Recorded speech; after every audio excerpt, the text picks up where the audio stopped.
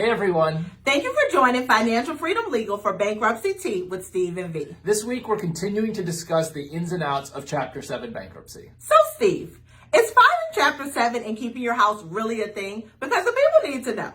So what people need to know is that yes, it is a thing sometimes. There's laws that are called exemptions, and they can help protect your home if you file a Chapter 7, but only up to a certain amount. So Veronica, how can people actually determine whether or not they can keep their house in a Chapter 7? Basically, it comes down to whether or not there's equity. To figure that out, we start with the value of the house, subtract the amount of the mortgage and any other liens, and then identify the exemptions that might be available under state law to protect that equity. But Steve, that all sounds very complicated and mathy, right? Does it take long for people to find out whether or not their house can be protected?